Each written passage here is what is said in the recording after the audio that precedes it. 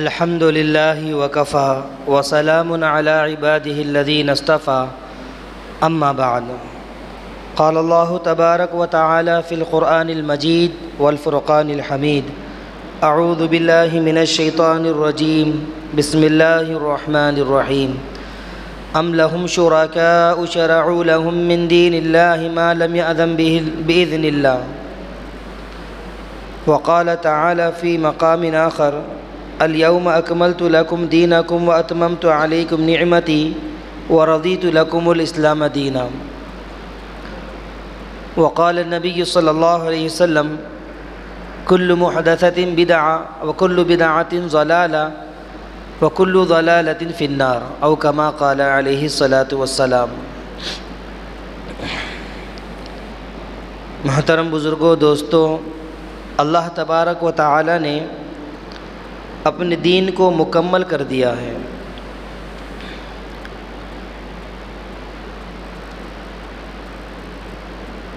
اور دین اسلام کے اندر کوئی ایسی چیز باقی نہیں رہی کہ نبی کے بعد قیامت کے قریب کہ دین کے اندر بعض چیزیں شامل کر لی جائے، ایسا نہیں ہے، بلکہ اللہ تبارک و تعالی نے دین کو کامل اور مکمل کر دیا ہے۔ اللہ کے رسول صلی اللہ علیہ وسلم نے اپنے نبوت کا اعلان کیا، اللہ تعالیٰ نے اپنے آخری نبی پر مکمل شریعت نازل فرما دی، اور نازل کرنے کے بعد دین کے مکمل ہونے کی اس پر شریعت پر مہر بھی لگا دی۔ الیوم اکملت لکم دینکم واتممت علیکم نعمتی وردیت لکم الاسلام دینا، کہ میں نے دین کو مکمل کر لیا اور تم پر اپنی تمام نعمتوں کو بھی مکمل کر لیا، اور میں دین اسلام سے راضی ہوں۔ وردیت لکم الاسلام دینا، کہ تمہارے دین اسلام سے میں راضی ہوں۔ 1400 سال سے، تقریباً 1450 سال سے پوری امت کا اس بات پر اجماع ہے، اس بات پر اتفاق ہے کہ رسول اللہ صلی اللہ علیہ وسلم نے اپنی رسالت کا، اپنی نبوت کا حق ادا کر دیا ہے۔ کوئی شریعت کا حکم، کوئی شریعت کے ایسے احکام، ایسے فرمان باقی نہیں رہے کہ اللہ کے رسول صلی اللہ علیہ وسلم نے اللہ سے لیے ہوں اور امت سے چھپائے ہوں، یا احکام کو پہنچانے میں، دین کو، شریعت کو پہنچانے میں کوتاہی کی ہو، نعوذ باللہ، ایسا نہیں ہے، بلکہ پوری امت کا اس بات پر اتفاق ہے کہ اللہ کے رسول صلی اللہ علیہ وسلم نے رسالت اور نبوت کا حق مکمل طور سے ادا کر دیا۔ یعنی جن کام اور جن طریقوں سے اللہ تعالیٰ کا قرب حاصل کیا جاتا ہے، اللہ کی خوشنودی کا سبب جو کام اور طریقے بنتے ہیں، ان کام اور ان طریقوں کی طرف اللہ کے رسول صلی اللہ علیہ وسلم نے رہنمائی فرما دی ہے۔ اسی طرح جن کاموں اور جن طریقوں سے اللہ کی ناراضگی ہوتی ہے، اللہ ہم سے ناراض ہو جاتے ہیں، ان کی نشاندہی بھی کر دی کہ ان کاموں سے، ان طریقوں سے بچنا ہے، دور رہنا ہے۔ لیکن مسئلہ یہ ہوا کہ ہم نے اور آپ نے اور ہمارے اور آپ جیسے لوگوں نے اپنے پیٹ کی خاطر دین میں رد و بدل بظاہر شروع کر دیا، کہ جو چیزیں نہ دین میں ہیں، نہ شریعت میں ہیں، نہ قرآن میں ہیں، نہ سنت رسول میں ہیں، نہ صحابہ نے جس کو عمل کو کیا، نہ تابعین نے کیا، نہ بزرگان دین نے کیا، ان اعمال کو ہم اپنی زندگیوں میں لا کر دین کا نام دے کر اور اپنے ہی گمان میں اس کو ثواب کا کام سمجھ کر انجام دیتے ہیں۔ حالانکہ یہ سب کام بدعت و خرافات کہلاتے ہیں۔ دین کے اندر نئے کام کو جاری کرنا یہ بدعت کہلاتا ہے۔ انہی کاموں میں سے اور انہی بد اعمال میں سے، انہی رسم بد میں سے ایک رسم بد ہے کنڈوں کی رسم۔ ویسے تو اس مہینے میں رجب المرجب کا مہینہ چل رہا ہے، اس مہینے میں بہت سارے خرافات، بدعات لوگ انجام دیتے ہیں۔ ہزاری نماز کے تعلق سے، ہزارویں نماز غالباً الصلاۃ الالفیہ کے نام سے نمازیں پڑھتے ہیں، یہ بھی اسلام میں اس کی کوئی اصل نہیں، بنیاد نہیں ہے۔ صلاۃ الرغائب کے نام سے نمازیں پڑھتے ہیں، پہلی جمعہ کی رات میں الگ نمازیں پڑھتے ہیں، درمیانی مہینے میں رجب کے الگ نمازیں پڑھتے ہیں، مخصوص صورتوں کے ساتھ اور مخصوص رکعاتوں کے ساتھ نمازیں ادا کرتے ہیں، اور یہ کہتے ہیں کہ ان کی فضیلت احادیث مبارکہ میں آئی ہیں، بہت فضیلت ہے، رزق میں بڑھوتری ہوتی ہے، عمر میں اضافہ ہوتا ہے، جس کی کوئی اصل کوئی بنیاد شریعت میں نہیں ہے۔ یہ سارے خرافات، بدعات خاص طور سے اس مہینے میں انجام دیے جاتے ہیں۔ انہی خرافات بدعات میں سے ایک رسم بد ہے کنڈوں کی رسم، جس کو لوگ ہر سال رجب کے مہینے میں 22 رجب کو انجام دیتے ہیں، اور اس طرح انجام دیتے ہیں کہ دین کا، شریعت کا احکام سمجھ کر، دین و شریعت کا ایک دینی کام سمجھ کر، دینی فریضہ سمجھ کر اور دینی ذمہ داری سمجھ کر اس رسم بد کو انجام دیتے ہیں۔ تعجب ہوتا ہے کہ اچھے خاصے پڑھے لکھے لوگ بھی جو ایک طرف یہ دعویٰ کرتے ہیں کہ ہم کسی بھی کام کو انجام دینے کے لیے اس سے پہلے اس کی تحقیق کر لیتے ہیں، اس کا جائزہ لے لیتے ہیں، تبھی جا کر ہم کسی کام کو انجام دیتے ہیں، جس کو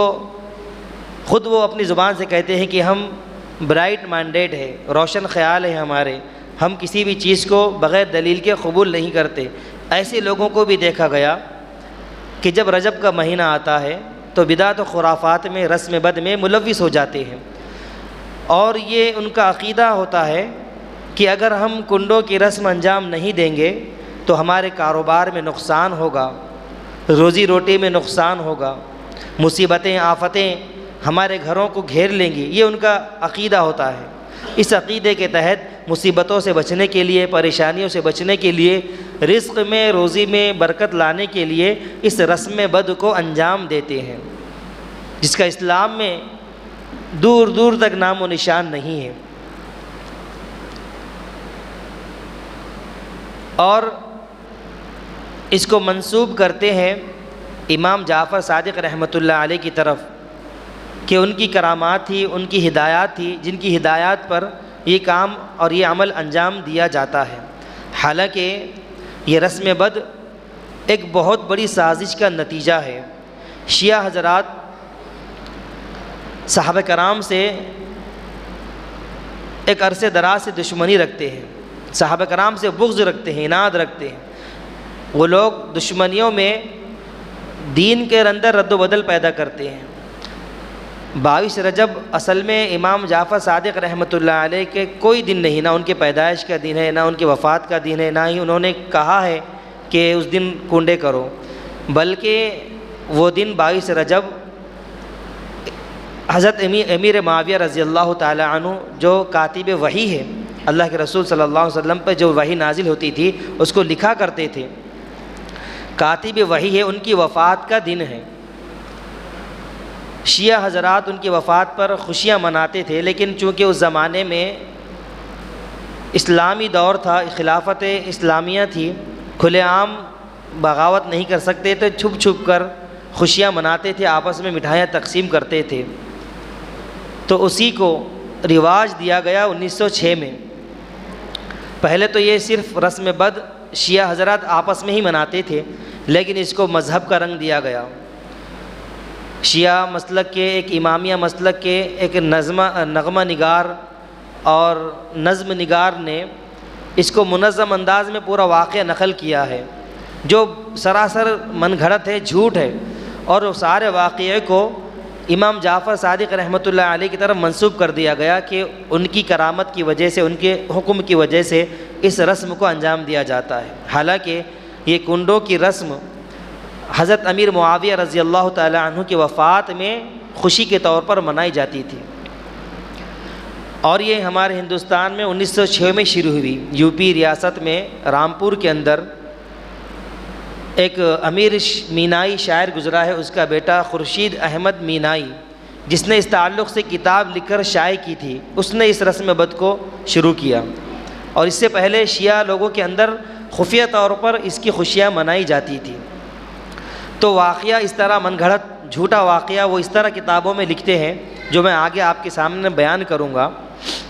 وہ جھوٹا واقعہ اس طرح لکھتے ہیں کہ امام جعفر صادق رحمۃ اللہ علیہ کا زمانہ تھا،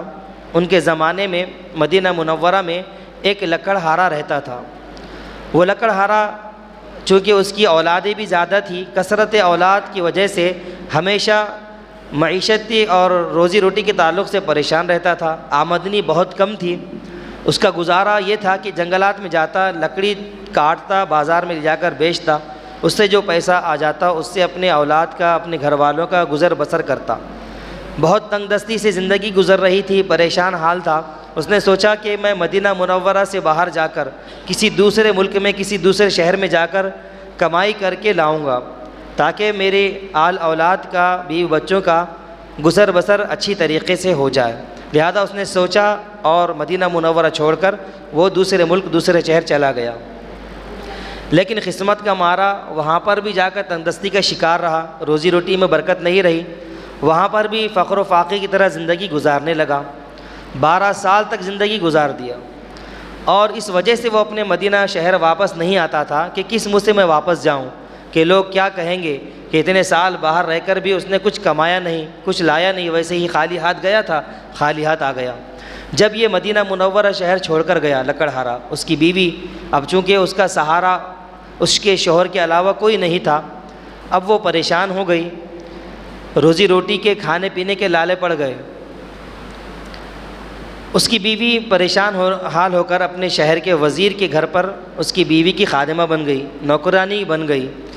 گھر کے کام کاج کر کے جو روپیہ پیسہ مل جاتا تھا اس سے گزر بسر کرتی تھی، اپنے کھانے پینے کا انتظام کرتی تھی۔ ایک مرتبہ اس وزیر کی جو بیوی کا محل تھا، اس محل کے صحن میں جھاڑو دے رہی تھی۔ یہ لکڑہارے کی بیوی صحن میں جھاڑو دے رہی تھی کہ دیکھا کہ سامنے سے امام جعفر صادق رحمۃ اللہ علیہ اپنے مریدین کے ساتھ گزر رہے ہیں۔ جیسے ہی اس محل کے سامنے، صحن کے سامنے سے گزر ہوا، وہ وہاں رک گئے۔ یہ سارا واقعہ من گھڑت ہے کتابوں کے اندر جو آپ کے سامنے بیان کیا جا رہا ہے۔ تو وہ محل کے سامنے رک گئے اور انہوں نے کہا اپنے مریدین سے کہ بتاؤ آج کون سا دن ہے اور کون سا مہینہ ہے۔ مریدین میں سے ایک صاحب آگے بڑھے اور کہنے لگے کہ حضور،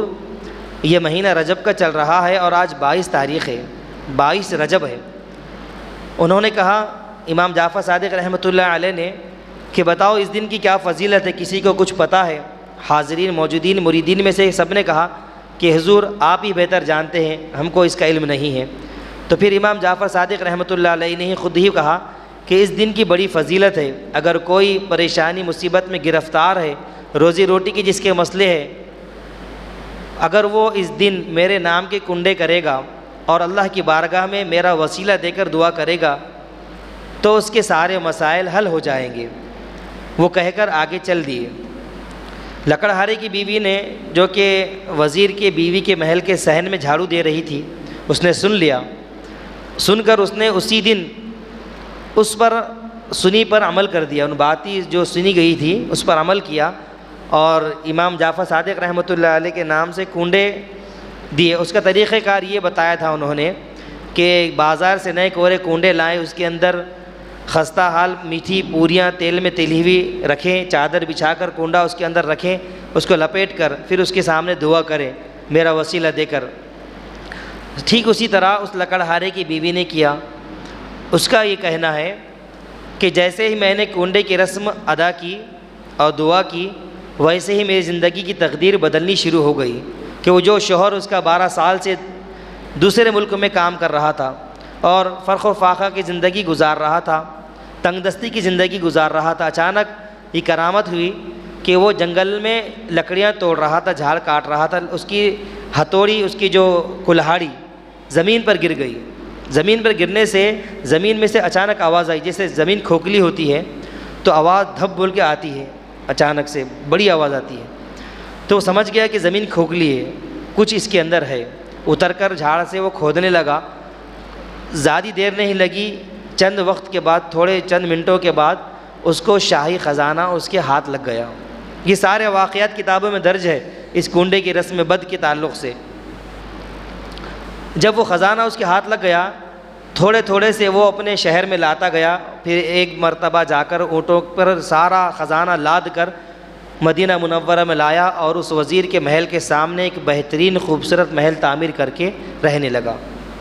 کتابوں میں لکھا ہے کہ جب ایک مرتبہ اس وزیر کی بیوی اپنے محل کے بالا خانے میں گئی تو اس نے دیکھا کہ ہمارے محل کے سامنے ایک عالیشان محل تعمیر کیا ہوا ہے، یہ کس کا محل ہے اتنا خوبصورت؟ اپنی خادماؤں سے پوچھنے پر خادمہ نے بتایا کہ یہ اسی لکڑہارے کا محل ہے کہ جس کی بیوی آپ کے پاس کام کرتی تھی، آپ کے پاس نوکرانی تھی، آپ کے گھر کی صفائی کرتی تھی، برتن دھوتی تھی، جھاڑو پوچھا کرتی تھی۔ تو کسی طرح اس وزیر کی بیوی نے اس لکڑہارے کی بیوی کو بلایا اور پوچھا کہ اس طرح زندگی میں تبدیلی کیسے آ گئی؟ ایک وہ وقت تھا کہ تم ایک وقت کے کھانے کو ترستی تھی، فخر و فاقہ میں زندگی گزرتی تھی، اب ایک وقت یہ ہے کہ ہم سے اچھا محل تمہارا ہے، ہم سے اچھی عالیشان زندگی تم گزار رہی ہو، یہ کیا معاملہ ہے؟ تو اس نے سارا واقعہ سنایا کہ امام جعفر صادق رحمۃ اللہ علیہ ایک مرتبہ میں آپ کے صحن میں جھاڑو دے رہی تھی، گزرے، انہوں نے یہ فلاں رسم بتائی، یہ طریقہ بتایا، اور یہ گر مجھے جب معلوم ہوا کنڈوں کی رسم کا، میں نے اس کو انجام دیا، اور اس کے انجام دینے کی بدولت میرے شوہر کو خزانہ ہاتھ لگا، لہذا یہ سارا واقعہ سنایا۔ وہ بادشاہ کی بیوی، وہ وزیر کی بیوی ہنسنے لگی اور کہنے لگی کہ تمہارے شوہر نے کہیں سے ڈاکہ ڈال کر یہ پیسے لائے ہیں، یہ کنڈے ونڈے کچھ ہوتے نہیں۔ اس نے گویا کہ اس کنڈوں کی رسم پر ایمان نہیں لایا، اس پر کان نہیں دھرے، اس کو ایسے ہی مذاق میں اڑا دیا۔ کتابوں میں لکھا ہے کہ وزیر کی بیوی نے چونکہ کنڈوں کی رسم کی مذاق اڑائی تھی، اس پر ایمان نہیں لایا، جس کا خمیازہ اس کو یہ بھگتنا پڑا کہ فوراً ہی اس کے شوہر جو وزیر تھے بادشاہ کے محل میں، ان پر کرپشن کا الزام لگ گیا، ملک کے خزانے میں چوری کا الزام لگ گیا، اور فوراً ان کو معزول کر دیا گیا وزارت کے عہدے سے۔ اور جیسے ہی وہ وزارت کے عہدے سے معزول ہو گئے، برطرف کر دیے گئے، وہ وہاں سے اپنا بوریا بستر لپیٹ کر وہاں شہر سے جانے لگے۔ جاتے جاتے انہوں نے ایک خربوزہ خریدا تاکہ راستے میں کھانے کے لیے کام آئے۔ اب یہ غور سے سنیے کہ کتنا من گھڑت واقعہ ہے یہ، کنڈوں کو جائز قرار دینے کے لیے، کنڈوں کی رسم کو، کہ جب وزیر معزول کر دیے گئے، جاتے ہوئے انہوں نے خربوزہ خریدا تاکہ راستے میں کھانے کے لیے کام آئے۔ اسی دن بادشاہ کا بیٹا شہزادہ شکار کے لیے نکلا، شکار کرتے کرتے اتنے آگے چلا گیا کہ شام تک وہ واپس نہیں لوٹا۔ تلاش جاری ہوئی، سب پریشان ہوئے، بادشاہ پریشان ہوئے۔ مشیروں نے بادشاہ کو یہ کہا، مشورے دینے والے بادشاہ کے ہر وقت ساتھ میں رہتے تھے، تو بادشاہ کے مشیروں نے یہ مشورہ دیا کہ ہو سکتا ہے کہ جو ہم نے جس وزیر کو معزول کیا ہے اسی وزیر نے اس کا قتل کر دیا ہوگا، لہذا بادشاہ نے یہ اعلان صادر کر دیا کہ اس وزیر کو گرفتار کر کر فوراً ہمارے دربار میں حاضر کیا جائے۔ ابھی وہ وزیر جو معزول ہوا تھا شہر سے دور بھی نہ جانے پایا تھا کہ اس کو گرفتار کر کے بادشاہ کے سامنے حاضر کر دیا گیا۔ جب بادشاہ کے سامنے حاضر ہوا تو بادشاہ نے پوچھا کہ تمہارے ہاتھ میں یہ کیا ہے؟ اس نے کہا کہ بادشاہ سلامت، اس تھیلی میں خربوزہ ہے جو میں نے سفر میں کھانے کے لیے لیا ہے۔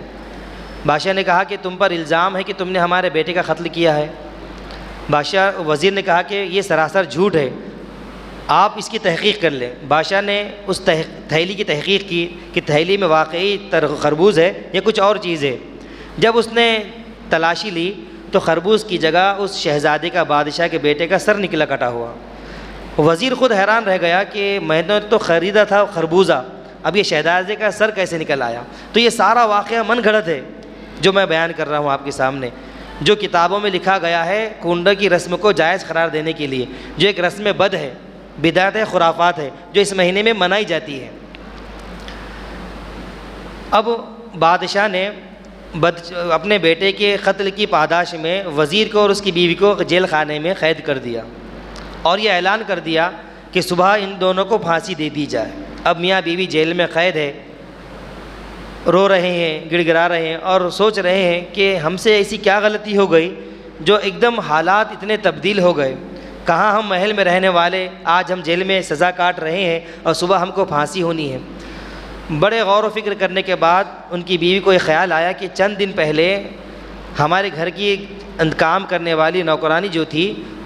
وہ ایک بعد میں ایک محل کی رانی بن گئی، اور اس نے مجھے یہ واقعہ سنایا تھا کہ فلاں صاحب نے، کہ امام جعفر صادق رحمۃ اللہ علیہ نے، کہ مجھے گر بتایا تھا کہ اس طرح عمل کرنے سے، کنڈے کرنے سے، کنڈے کی رسم ادا کرنے سے، کہ امام جعفر صادق رحمۃ اللہ علیہ کے نام سے کنڈے دینے سے، وہ رسم ادا کرنے سے سارے حالات میرے بدل گئے۔ تو میں نے اس پر کان نہیں دھرا بلکہ اس کا مذاق اڑایا تھا۔ ہو سکتا ہے اسی کا مذاق اڑانے کی وجہ سے ہم پر یہ حالات آئے ہیں۔ میاں بیوی نے اسی وقت یہ ارادہ کر لیا، کتابوں میں لکھا ہے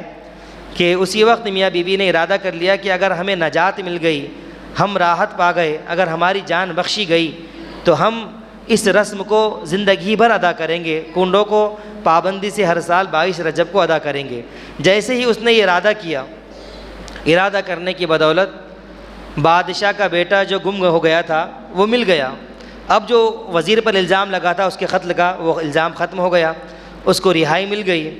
بادشاہ نے پوچھا کہ یہ سارا کیا ماجرا ہے، کچھ سمجھ میں نہیں آیا۔ تو وزیر نے یہ سارا ماجرا سنایا، کنڈوں کی رسم کا، اور اس کی بیوی نے جو کنڈے کیے تھے، سارے معاملہ سنایا۔ اس کے بعد سارا واقعہ سننے کے بعد بادشاہ بھی اب ہر سال 22 رجب کو بادشاہ کے محل سے اس وزیر کے گھر تک اس رسم بد کو بہت دھوم سے مناتا جا رہا ہے۔ یہ کتابوں میں لکھا ہے۔ اور جس کو بھی قیامت تک کے لیے اپنے حاجات اور ضرورتوں کو، پریشانیوں کو دور کرنا ہے، ضرورتوں کو پوری کرنی ہے، رزق کا مسائل حل کرنے ہیں، تو اس رسم کو ادا کریں۔ تو اس رسم کے بد کیا تاریخ لکھی گئی ہے کہ کس طرح لوگ اس کی طرف لپکیں، اور کیونکہ ہر زمانے میں اکثر لوگ روزی روٹی کے مسائل کو لے کر پریشان ہوتے ہیں۔ اسی کے تحت یہ رسم بد بعض لوگ روزی روٹی کے میں اضافے کے لیے کرتے ہیں، بعض لوگ ہماری نسلوں سے، آباء و اجداد سے جو رسم چلی آ رہی ہیں اس کی دیکھا دیکھی اس کو انجام دیتے ہیں۔ حالانکہ یہ رسم بد حضرت امیر معاویہ رضی اللہ تعالی عنہ کی وفات کی خوشی کے موقع پر شیعہ لوگ مناتے تھے۔ یہ بالکل بدعت ہے، خرافات ہے، اس کی کوئی اصل، کوئی بنیاد نہیں ہے۔ میرے عزیزوں، بزرگوں، دوستوں، امت مسلمہ ان خرافات میں ملوث ہو گئی، حقیقت سے بے پرواہ ہو گئی، حقیقت سے نابلد ہو گئی، حقیقت سے دور ہو گئی، جس کی وجہ سے جہالت کے پردے آنکھوں پر پڑے ہیں، اور نہ جانے ہر مہینے اور ہر دن کچھ نہ کچھ خرافات میں، بدعات اور رسم و رواج میں ملوث ہوتی ہے کہ یہ طریقہ اپنانے سے میرے مسائل حل ہو جائیں، یہ طریقہ اپنانے سے میرے مسائل حل ہو جائیں۔ لیکن اصل جو مسائل کا حل کرنے والا ہے، مسبب الاسباب اللہ تعالیٰ کی ذات ہے، کہ جہاں پر سارے مسائل حل ہوتے ہیں وہاں پر کوئی نہیں آتا، وہاں کوئی رجوع نہیں ہوتا۔ میرے بھائیوں، اس مہینے کی 22 رجب کو جو رسم بد منائی جاتی ہے، اس کو ختم کرنے کی ضرورت ہے۔ یقیناً بہت سارے لوگ صحابہ کرام سے دشمنی نہیں رکھتے، بالکل نہیں رکھتے، نہ ان کو اس کی واقفیت ہے کہ یہ رسم بد کیوں منائی جاتی ہے۔ بس اپنی جہالت کی وجہ سے، دینی علم نہ ہونے کی وجہ سے، اپنے آباء و اجداد کو دیکھا دیکھی آج تک لوگوں میں یہ رسم رواج جاری ہے کہ 22 رجب کو کنڈے منائے جاتے ہیں۔ اگر اس کی حقیقت کو دیکھا جائے تو اتنا بڑا عمل ہے، اتنا برا عمل ہے کہ ایک صحابی کے وفات پر خوشی منانے والا عمل ہے، ایمان سے ہاتھ دھونے والا عمل ہے، جو آج ہمارے گھروں میں بھی رواج پایا جا رہا ہے۔ یقیناً ناواقفیت کی وجہ سے لوگ اس کو انجام دیتے ہیں۔ ضرورت اس بات کی ہے کہ ہم پیار محبت سے اپنے بڑوں کو، اپنے گھر کی ماؤں بہنوں کو سمجھائیں کہ یہ رسم بد